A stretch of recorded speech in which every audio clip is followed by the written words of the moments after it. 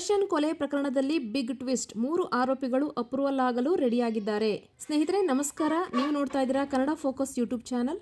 ಇಂದು ಕನ್ನಡ ಚಿತ್ರರಂಗದಲ್ಲಿ ಮಾತ್ರ ಅಲ್ಲ, ಇಡೀ ಕರ್ನಾಟಕದಲ್ಲಿ ಒಂದು ಭಾರಿ ಚರ್ಚೆಗೆ ಕಾರಣವಾಗಿರತಕ್ಕಂತಹ ನಟ ದರ್ಶನ್ ಅವರಿಗೆ ಸಂಬಂಧಪಟ್ಟಂತೆ ರೇಣುಕಾ ಕುಮಾರಸ್ವಾಮಿಯವರ ಒಂದು ಪ್ರಕರಣದಲ್ಲಿ ಒಂದು ದೊಡ್ಡ ಬೆಳವಣಿಗೆ ಕಂಡು ಬಂದಿದೆ ಅಂತ ಹೇಳ್ಬೋದು. ರೇಣುಕಾ ಸ್ವಾಮಿ ಕೊಲೆ ಪ್ರಕರಣದ ವಿಚಾರಣೆಗೆ ಸಂಬಂಧಪಟ್ಟಂತೆ ಇವಾಗ ನಡೀತಾ ಇರತಕ್ಕಂತಹ ವಿಚಾರ ಏನಪ್ಪಾ ಅಂತಂದರೆ, 3 ಆರೋಪಿಗಳು ಪ್ರಕರಣದಲ್ಲಿ ಅಪ್ರೂವ್ ಆಗೋದಕ್ಕೆ ಮುಂದಾಗಿದ್ದಾರೆ. ನಾವು ನಿನ್ನೆ ನೋಡಿದ್ವಿ, ಒಬ್ಬ ವ್ಯಕ್ತಿ ಮಾತ್ರ ನಾನು ಅಪ್ರೂವಲ್ ಆಗ್ತೀನಿ, ನಾನು ಎಲ್ಲ ನಡೆದಿರ್ತಕ್ಕಂತಹ ವಿಚಾರಗಳನ್ನೆಲ್ಲ ನಾನು ಹೇಳ್ತೀನಿ, ತಪ್ಪು ಒಪ್ಕೊಳ್ತೀನಿ ಅಂತ ಒಬ್ಬರು ಹೇಳಿದರು. ಅವರ ಜೊತೆ ಇನ್ನೂ ಇಬ್ಬರು ಕೂಡ ಇವತ್ತು ನಾವು ಕೂಡ ತಪ್ಪು ಒಪ್ಕೊಳ್ತೀವಿ ಮತ್ತು ನಮ್ಮನ್ನು ಈ ಶಿಕ್ಷೆಯಿಂದ ಕಡಿಮೆ ಮಾಡಿ ಅಂತ ನ್ಯಾಯಾಲಯಕ್ಕೆ ಅರ್ಜಿ ಸಲ್ಲಿಸಿರ್ತಕ್ಕಂತಹ ವಿಚಾರವನ್ನು ನಾವು ಇವತ್ತು ನೋಡ್ತಾ ಇದ್ದೀವಿ. ಅಂದರೆ ಈ ಪ್ರಕರಣಕ್ಕೆ ಸಂಬಂಧಪಟ್ಟಂತೆ ತಮಗೆ ಏನು ತಿಳಿದಿದೆಯೋ ಅದರ ಇರ್ತಕ್ಕಂತಹ ಮಾಹಿತಿಯನ್ನು ನಾವು ನ್ಯಾಯಾಲಯದ ಮುಂದೆ ಸಂಪೂರ್ಣವಾಗಿ ಸತ್ಯವನ್ನೇ ಹೇಳ್ತೀವಿ ಮತ್ತು ಇದಕ್ಕೆ ಸಂಬಂಧಪಟ್ಟ ಎಲ್ಲ ಸಾಕ್ಷ್ಯಗಳನ್ನು ಕೂಡ ನಾವು ಮಂಜೂರು ಪಡಿಸ್ತೀವಿ ಅಂತ ಅವರು ಹೇಳೋದಕ್ಕೆ ರೆಡಿಯಾಗಿದ್ದಾರೆ. ಇಲ್ಲಿ ಮೊದಲು ಏನಾಯ್ತಪ್ಪ ಅಂತಂದರೆ, ಪ್ರಕರಣಕ್ಕೆ ಸಂಬಂಧಪಟ್ಟಂತೆ ಪ್ರದೋಷ್ ರಾವ್ ಅವರು ನ್ಯಾಯಾಲಯದ ಮುಂದೆ ನಾನು ಅಪ್ರೂವ್ ಆಗ್ತೀನಿ ಅಂತ ಅರ್ಜಿಯನ್ನು ನಿನ್ನೆ ಸಲ್ಲಿಸಿರ್ತಾರೆ. ಅವರು ಸುಮಾರು 11 ಪುಟಗಳ ಅರ್ಜಿಯನ್ನು ಸಲ್ಲಿಸಿರ್ತಾರೆ. ಈ ಪ್ರಕರಣಕ್ಕೆ ಸಂಬಂಧಪಟ್ಟಂತೆ ಹಲವು ವಿಷಯಗಳ ಬಗ್ಗೆ ಸಂಪೂರ್ಣ ಹಾಗೂ ಸತ್ಯವಾದ ಮಾಹಿತಿಯನ್ನು ನಾನು ನೀಡ್ತೀನಿ ಅಂತ ನಿನ್ನೆ ಅವರು ಹೇಳಿರ್ತಾರೆ. ಈ ಒಂದು ಅರ್ಜಿ ಸಂಬಂಧಪಟ್ಟಂತೆ ರೇಣುಕಾ ಕುಮಾರಸ್ವಾಮಿಯನ್ನು ಅವರು ಅಪಹರಣ ಮಾಡಿರ್ತಾರೆ.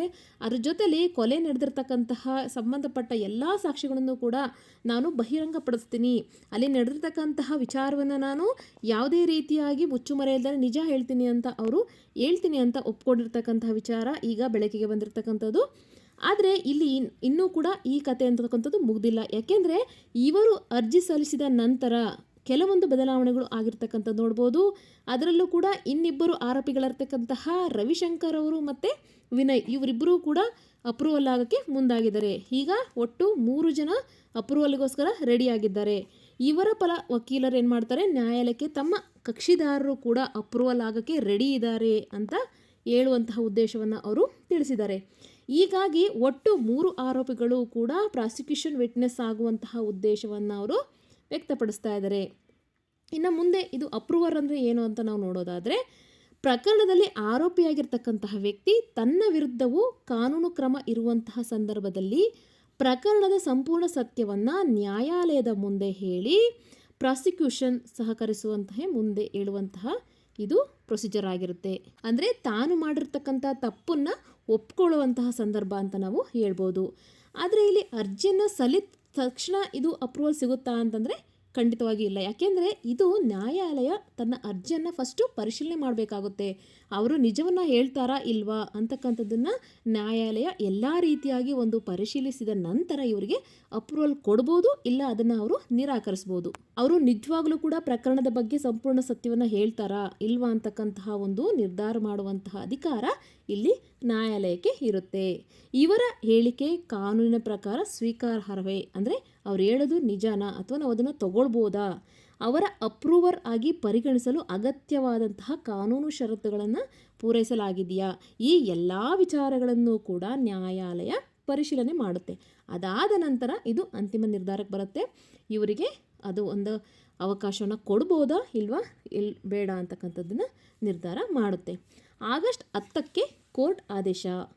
ಇಂದಿನ ವರದಿಗಳ ಪ್ರಕಾರ ನಾವು ನೋಡಿರೋ ರೀತಿಯಲ್ಲಿ ಪ್ರದೋಷ್ ಅವರ ಅಪ್ರೂವರ್ ಅರ್ಜಿಯ ಕುರಿತು ನ್ಯಾಯಾಲಯ ಆದೇಶವನ್ನು ಆಗಸ್ಟ್ 10ಕ್ಕೆ ಕಾಯ್ದಿರಿಸಿದೆ.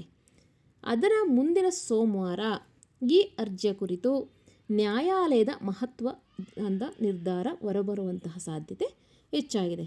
ಅಂದರೆ ಈ ಒಂದು ಪ್ರದೋಷ್ ಸಲ್ಲಿಸತಕ್ಕಂತಹ ಒಂದು ಅರ್ಜಿಗೆ ಸಂಬಂಧಪಟ್ಟಂತೆ 10ನೇ ತಾರೀಕು ಆದೇಶವನ್ನು ಕೊಡ್ತಾರೆ. ಅದಾದ ಒಂದು ವಾರಕ್ಕೆ ಈ ಒಂದು ನಿರ್ಧಾರದ ಒಂದು ಫಲಿತಾಂಶ ಏನು ಅಂತಕ್ಕಂಥದ್ದನ್ನು ಕೂಡ ಅವರು ತಿಳಿಸ್ತೀನಿ ಅಂತ ಹೇಳಿದ್ದಾರೆ. ಇನ್ನು ಇದಕ್ಕೆ ಸಂಬಂಧಪಟ್ಟಂತೆ ದರ್ಶನ್ ಪರ ಅವರು ವಕೀಲರು ಏನು ಹೇಳ್ತಾರೆ ಅಂತಂದರೆ, ಇವರು ಇದಕ್ಕೆ ವಿರೋಧವನ್ನು ವ್ಯಕ್ತಪಡಿಸಿದ್ದಾರೆ. ಈ ಅರ್ಜಿಗೆ ದರ್ಶನ್ ಪರ ವಕೀಲರು ಖಂಡಿತ ವಿರೋಧವನ್ನು ವ್ಯಕ್ತಪಡಿಸಿರ್ತಾರೆ. ಯಾಕೆಂದರೆ ಇಲ್ಲಿ ಅವರ ಪರ ವಕೀಲರಾಗಿರ್ತಕ್ಕಂತಹ ಅಹ್ಮದ್ ಪಾಷಾ ಅರ್ಜಿಯ ಪ್ರತಿಯನ್ನು ಡಿಫೆನ್ಸ್ಗೆ ಸರಿಯಾಗಿ ನೀಡದೆ ವಿಚಾರಣೆ ನಡೆಸುತ್ತಿರೋ ಬಗ್ಗೆ ಆಕ್ಷೇಪ ವ್ಯಕ್ತಪಡಿಸಿದ್ದಾರೆ. ಅಂದರೆ ಇವರಿಗೆ ಒಂದು ಗಮನಕ್ಕೆ ತರದೇನೆ ಅವರು ಡೈರೆಕ್ಟಾಗಿ ಕೋರ್ಟಲ್ಲಿ ಹೋಗಿ ಅರ್ಜಿಯನ್ನು ಸಲ್ಲಿಸಿರ್ತಕ್ಕಂಥದ್ದು ಇವರಿಗೆ ಅಸಮಾಧಾನವನ್ನು ಉಂಟು ಮಾಡಿದೆ.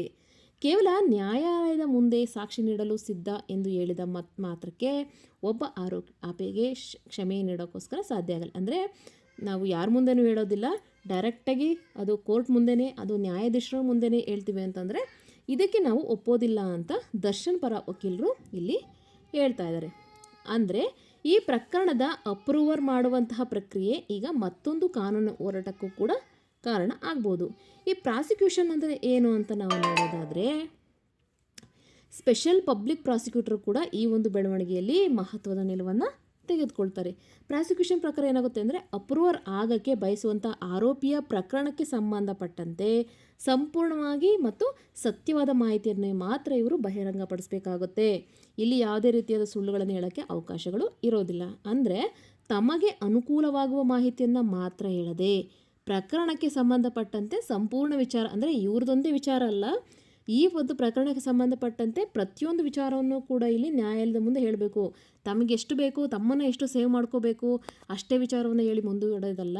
ಇಲ್ಲಿ ಏನು ನಡೆದಿದೆ ಅಂತಕ್ಕಂಥದ್ದು ಸಂಪೂರ್ಣ ವಿಚಾರವನ್ನು ಅಲ್ಲಿ ಕೋರ್ಟ್ ಮುಂದೆ, ನ್ಯಾಯಾಧೀಶರ ಮುಂದೆ ನಾವು ಪ್ರಸ್ತುತಪಡಿಸಬೇಕು ಅಂತ ಇದು ಹೇಳುತ್ತೆ. ಇನ್ನು ಮೂವರ್ ಅಪ್ರೂವರ್ ಆದರೆ ದರ್ಶನ್ ಪ್ರಕರಣಕ್ಕೆ ನೆಕ್ಸ್ಟ್ ಏನಾಗ್ಬೋದು? ಈಗ ಇದೊಂದು ದೊಡ್ಡ ಪ್ರಶ್ನೆ ಆಗಿದೆ. ಒಂದು ವೇಳೆ ನ್ಯಾಯಾಲಯ ಏನಾದರೂ ಈ ಆರೋಪಿಗಳನ್ನು ಅಪ್ರೂವರ್ ಆಗಿ ಒಪ್ಪಿಕೊಂಡು ಅವರ ಹೇಳಿಕೆಗಳನ್ನು ಏನಾದರೂ ದಾಖಲೆ ಮಾಡಿದ್ರೆ ಪ್ರಕರಣದ ವಿಚಾರಣೆಯಲ್ಲಿ ಅವರ ಹೇಳಿಕೆಗಳು ಮಹತ್ವವಾದಂತಹ ಸಾಕ್ಷಿಯಾಗುತ್ತೆ. ಅವರು ಪ್ರಕರಣದ ನಡೆದ ಘಟನೆ ಬಗ್ಗೆ ಏನು ಹೇಳ್ತಾರೆ, ಯಾವ ಪಾತ್ರ ವಹಿಸಿದ್ರು ಅಂತ ಹೇಳ್ತಾರೆ, ಮತ್ತು ಪ್ರಕರಣಕ್ಕೆ ಸಂಬಂಧಪಟ್ಟಂತೆ ತಮ್ಮ ಬಳಿ ಯಾವ ರೀತಿ ಮಾಹಿತಿ ಇದೆ, ಇವೆಲ್ಲವೂ ಕೂಡ ಮುಂದಿನ ವಿಚಾರಣೆಯಲ್ಲಿ ಇದು ಬಹಳವಾದಂಥ ಪಾತ್ರವನ್ನು ವಹಿಸುತ್ತೆ.